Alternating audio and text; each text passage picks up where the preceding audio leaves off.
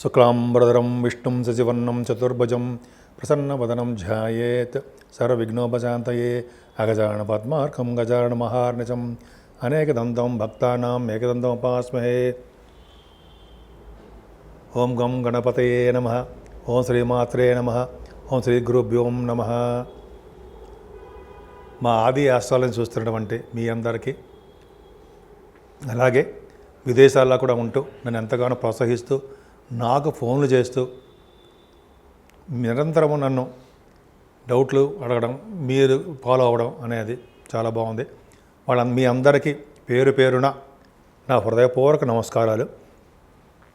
అలాగే మా ఆది అస్ట్రాలజీ తరపు నుంచి నేను మీ వాడ్రేవాది నేను చెప్తున్నాను. నేను వాడ్రేవాది, నేను ఆది అస్ట్రాలజీ నుంచి మాట్లాడుతున్నా. సో ఈ మన జాతకాల గురించి చెప్పుకుందామండి.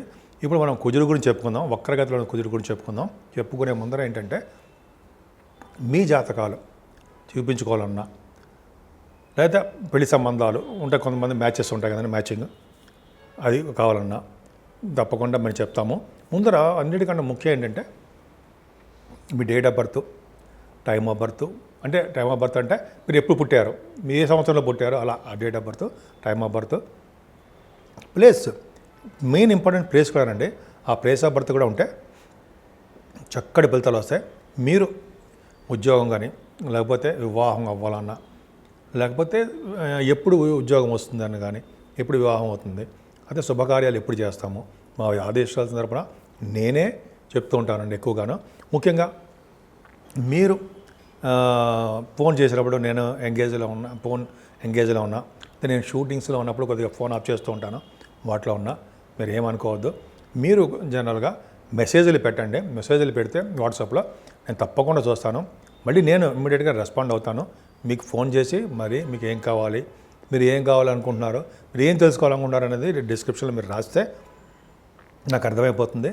సో ఈ విధంగా మనం జాతకాల్లో చూసుకోవచ్చండి. మెయిన్ ఇప్పుడు ఏంటంటే మనం తెలుసుకోవాల్సింది కుజుడు యొక్క వక్రగతి అండి. వక్రగతిలో ఉన్న కుజుడికి బలవంతుడవుతాడు.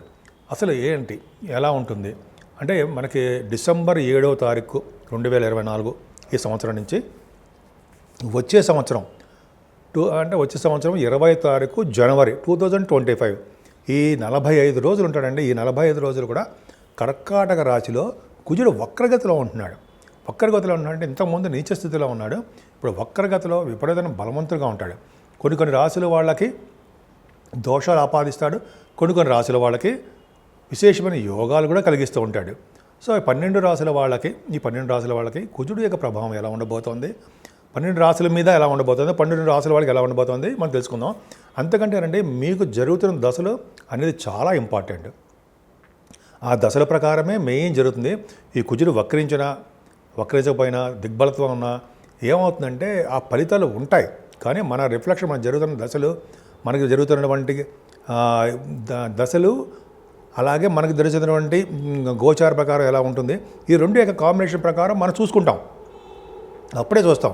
మెయిన్ దశల మీద ఆధారపడి ఉంటుందండి మనకి ఏ దశ జరుగుతుంది అవన్నీ కూడా.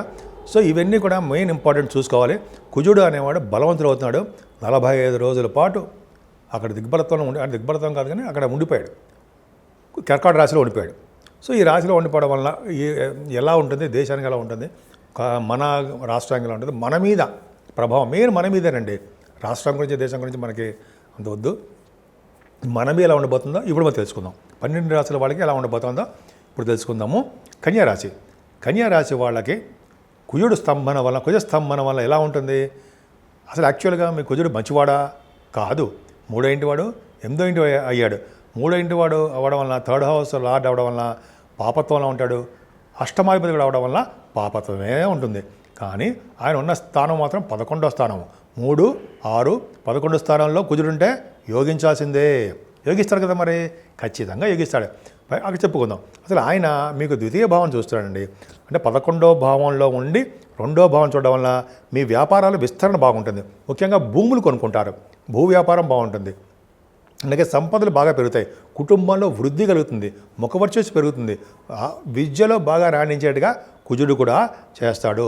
మీ గాత్రం ఉండు దృఢగాత్రము బ్రహ్మాండంగా సక్సెస్ అయ్యేట్టు చేస్తుంటాడు కుజుడే.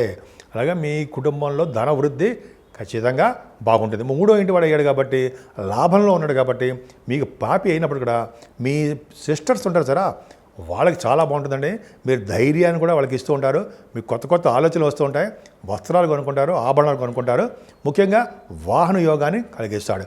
కుజుడు కారకత్వం వలన ముఖ్యంగా న్యూస్ రీడర్స్కి చాలా చాలా బాగుంటుంది. ఆయన ఎక్కడ చూస్తున్నాడు? పంచమస్థానాన్ని కూడా చూస్తున్నాడు. కుజుడు పంచమస్థానం చూస్తుంటే పుత్ర సంతాన యోగం కలగడానికి మీకు అవకాశం ఉంది. పుత్రుల వలన విజయం సాధించడానికి అవకాశం ఉంది. ముఖ్యంగా మీ రాశి వాళ్ళకి పంచమ భావాన్ని కుజుడు చూస్తున్నాడంటే కుజుడు 45 రోజులు కుజస్తంభంలో ఉన్నాడు కాబట్టి మీ పిల్లలు, మీ పుత్రులు బాగా సక్సెస్ అవ్వడానికి వాళ్ళు ఏ రంగంలో ఉన్నా, ఎటువంటి పరిస్థితుల్లో ఉన్నా, ఎటువంటి ప్రాబ్లమ్స్లో ఉన్నా మీ జాతకం వలన ఈ 45 రోజుల పాటు వాళ్ళకి కలిసి వస్తుంది అన్నలో ఏమాత్రం సందేహం లేదన్నలో తెలిసిపోతుంది కదా. కుజుడు బలంగా ఉన్నా సరే యోగిస్తాడు. అలాగే ఆయన ఆరోగ్యాన్ని కూడా చూస్తున్నాడు.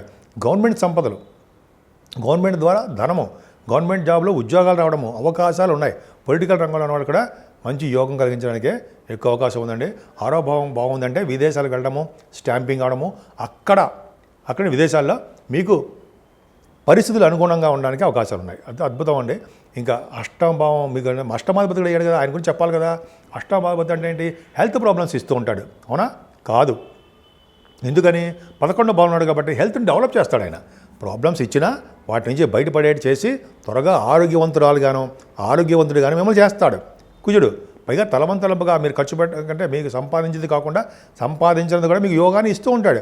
అంటే పూర్వీకులు ఇచ్చే ఆస్తిపాస్తులు, మీ తల్లిదండ్రులు అంటే పూర్వీకులు అంటే మీ తాతలు ముత్తాతలు వాళ్ళవి ఆస్తులు రావడము, ధనయోగం కలగడము, కుటుంబంలో వృద్ధి కలగడము, సేవగా జనం కలగడం జరుగుతుంది కదా. ఓకే, మరి 11వ భావంలో ఉన్నాడు కదా. అంటే యాక్చువల్గా మ్యాలఫిక్స్ ఎప్పుడు కూడా పాపత్వంలో ఉన్నవాడు 11వ భావంలోనే యోగిస్తాడు. మీ కుజుడు 11వ భావంలో బలంగా ఉన్నాడు. వక్రగతిలో ఉచ్చస్థితిలో ఉంటుంది. దాన్ని ఏమంటే ఉచ్చస్థితిలో ఉన్నాడు, ఎగ్జాల్టేషన్లో ఉన్నాడు కుజుడు. నిశ్చితిలో కాకుండా ఉచ్చలో ఎగ్జాల్టేషన్లో ఉన్నాడు. అంటే ఏంటంటే మీ 11వ భావంలో కుజుడు ఉండడం వలన మీరు రియల్ ఎస్టేట్ రంగంలో భూముల్లో ఉంటే ఆ భూ సంపద పెరిగిపోతుంది, భూముల యొక్క వాల్యూ పెరుగుతుంది.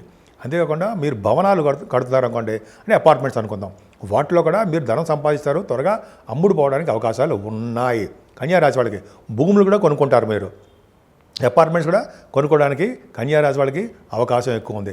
11వ భావంలో కుజుడు అంటే మీ అన్నయ్యలకు కానీ, మీ చెల్లెళ్ళకి కానీ, అక్కలకు కానీ వాళ్ళకి బాగుండము, కంటిన్యూస్ ఫ్లో అప్ అని ఉండడము, ఎక్కువగా భూముల వలన సంపదలు కలగడానికి ఎక్కువ అవకాశం ఉందండి. కుజుడు మిమ్మల్ని సామాన్యంగా వదిలిపెట్టు, ఆయన బాగా ధనాన్ని ఇచ్చి బాబోయ్ చాలరా బాబు అన్నట్టుగా చేస్తాడనమాట. అందరికీ కాదు, ఏ ఒక్కరికి ఉద్దేశం చెప్తుంది కాదు, అందరికీ కలిసి చెప్తున్నా, యూనివర్సల్గా ఉంటుంది అనమాట. ఇది అది మన జాతకాల ప్రకారము జరుగుతున్న దశల ప్రకారం ఆధారపడి ఉంటుంది. కుజస్తంభన ఎగ్జాల్టేషన్ గురించి చెప్పుకుంటాం కాబట్టి కుజుడు మీకు ఖచ్చితంగా రాజయోగానే ఇస్తాడు. అమితమైన సంపదలు కూడా ఇవ్వడానికే అవకాశాలు కన్యారాశి వాళ్ళకి ఉన్నాయి. ఇప్పుడు మనం రెమెడీస్ గురించి తెలుసుకుందామండి. కుజుడు అనుగ్రహం 12 రాశుల మీద కలగాలి, అవునా? ఇప్పుడు కుజుడు కొన్ని రాశులకి యోగాన్ని, కొన్ని రాశులకు అవయోగాన్ని కలిగిస్తున్నాడు కదా. ఈ స్ట్రాంగ్గా ఉండడం వలన, ఆయన అంటే కుజు స్తంభన వలన, కుజుడు యొక్క రెట్రోగేషన్ వలన కొన్ని రాశులకి ఇబ్బంది కలిగిస్తున్నాడు. అది ఇబ్బంది అంటే మరీ ఇబ్బంది కాదు, కానీ కుజుడు యొక్క అనుగ్రహం కలగాలి కదండి అన్ని రాశుల వాళ్ళకి, మనందరికీ బాగుండాలి కదా మనందరం, అవునా? కాబట్టి కుజుడు సుబ్రహ్మణ్య స్వామి పూజలు చేసుకుందాం, సుబ్రహ్మణ్య స్వామి కళ్యాణం చేయించుకున్నా, సుబ్రహ్మణ్య స్వామి అష్టోత్తరం చేసుకున్నా ఇంట్లోనే, లేదా పుట్టలో పాలు పోసినా, ఈ విధంగా సుబ్రహ్మణ్య స్వామి ఆరాధన ఈ 45 రోజులు బాగా చేసుకుంటే నిరంతరం సుబ్రహ్మణ్య స్వామి కొలవడం వలన ఏం చేయదండి మనకు తెలియదు. మనకు చిన్న మంత్రం చెప్పండి, అంటే ఓం మిలికిల్సా అండి, సం శరవణ భవాయ నమః, ఓం సం శరవణ భవాయ నమః, ఓం సం శరవణ భవాయ నమః అనే మంత్రాన్ని బీజాక్షరం నేను 108 సార్లు రోజు చెప్పించుకోవడం వలన 12 రాశుల వాళ్ళకి అద్భుతం ఫలితాలు ఉంటాయండి. ముఖ్యంగా సుబ్రహ్మణ్య స్వామి ఆరాధన ఎంతో పవర్ఫుల్. సుబ్రహ్మణ్య స్వామికి పాలతో అభిషేకము, తేనెతో అభిషేకము, ఇలా ఉన్నాయి కదండి, అన్ని అభిషేకాలు ఉన్నాయి కదా. పైగా ఆయన గంధంతో అభిషేకం చేస్తే పుణ్యఫలం ఉంటుంది అంటారు. అరగదీసిన గంధం ఉంటుందా, ఎవరైతే అరగదీసిన గంధాన్ని సుబ్రహ్మణ్య స్వామికి మొత్తం అంతా రాస్తారో వాళ్ళకి పుణ్యం అధికంగా ఉంటుంది. వీడు ఏ జన్మలో చేసుకున్న పుణ్యమో అంటుంటాం కదా, అది పుణ్యం అని ఇలాగ వస్తాయి. పుణ్యం చేసుకోవడం అంటే ఏంటి? గంధాన్ని సుబ్రహ్మణ్య స్వామికి రాయడమే. సుబ్రహ్మణ్య స్వామి అంటే మనకు విగ్రహం ఉంటుంది, అయితే మా ఇంట్లో పాము కూడా ఉంటుంది, 5 తల పాము, వెండిది, బంగారం, పూజ చేసుకున్న, పాల అభిషేకం చేసుకున్న అద్భుతమైన ఫలితాలు వస్తాయి. ఈ విధంగా సుబ్రహ్మణ్య స్వామికి పూజ చేసుకుంటే ఏ ఫలితాలు వస్తాయి? భార్యాభర్తల విషయంలో అనురాగం పెరుగుతుందండి, మనస్పర్ధలు ఉండవు, త్వరగా వివాహ శుభకార్యాలు జరిగిపోతాయి, వివాహాలకి ఆటంకం ఏర్పడదు. ముఖ్యంగా సంతానం విషయంలో ప్రాబ్లమ్స్ వస్తాయి. సార్ పుట్టట్లేదురా బాబు సంతానము, ఎట్లాగ అనుకుంటాం కదా చాలామందికి. కుజుడి ప్రభావం సర్పదోషం ఉంటుంది కొంతమందికి, అంటే రాహుకేతులకి కుజుడి ప్రభావం ఉంటుంది. ముందు కుజుడి ప్రభావం కాబట్టి పంచమ స్థానంలో సంతాన విషయంలో ఇబ్బంది కలుగుతుంది. కాబట్టి ఈ సుబ్రహ్మణ్య పూజ చేసుకుందాం, ఇబ్బందులన్నీ తొలగిపోతుంటాయి. అలాగే ఇంకా చెప్పాలంటే ఈ కొంతమందికి ఉద్యోగాల భద్రత ఉండదు. ఉద్యోగాల కోసం కూడా ట్రై చేసే వాళ్ళకి, విదేశాలు వెళ్ళడానికి ట్రై చేసే వాళ్ళకి, ఇలాగ అన్ని యాంగిల్స్ చూసి అంటే అన్నిటి ప్రభావం యొక్క కుజుడే కారకుడవుతాడు. ముఖ్యంగా సంతాన విషయంలోనూ, భార్యాభర్తల విషయంలోనూ, భార్యాభర్తలు విడగొట్టాలన్నా కలపాలన్నా కూడా ఆయనే కారకుడవుతాడు. పైగా ఇంకా చెప్పండి వివాహ శుభకార్యాలను అనేక రకాలుగా యాక్సిడెంట్స్ కాకుండా ఆయన మరి రోడ్డు ప్రమాదాలు కలగడానికి, యాక్సిడెంట్ కలగడానికి, బోన్స్ తిరగడానికి, రక్తం కారడానికి, ఇవన్నీ కారకుడు ఆయనే కదా. అవన్నీ కాకుండా సర్వదా రక్షగా ఉంటాడు సుబ్రహ్మణ్యుడు. కాబట్టి సుబ్రహ్మణ్య స్వామి ఆరాధన ఎంత చేసుకుంటే అంత అద్భుతమైన ఫలితాలు ఇస్తారండి. కుజస్తంభం కాబట్టి చెడు ఫలితాలు ఎక్కువ, అంటే ఆయన బాగా రిట్రగేషన్లో ఉన్నాడు కాబట్టి ప్రాబ్లమ్స్ క్రియేట్ అవుతుంది. మనకేం చేయడు. మన రాష్ట్రానికో వేరే రాష్ట్రాలకు చిన్న చిన్న మనస్పర్ధలు వ్యవస్థ వస్తుంటాయి, అది పక్క పెడదాం. 12 రాసుల వాళ్ళకి బాగుండాలని, అద్భుతంగా ఉండాలని, ఇటు యోగం చేసినా యోగం చేయకపోయినా కుజుడి యొక్క ప్రభావం వలన, కుజుడి యొక్క సుబ్రహ్మణ్య ఆరాధన వలన 12 రాసుల వాళ్ళకి ఆయన యొక్క చల్లని చూపులు, ఆయన యొక్క దీవెనలు కలగాలని, ఆయన దీవెన వల్ల మనందరం సుఖ సంతోషాలతోటి, ఆయుర ఆరోగ్యాలతోటి ఎప్పుడూ అద్భుతంగా ఉండాలని ఉంటారని నేను మనస్ఫూర్తిగా కోరుకుంటున్నాను.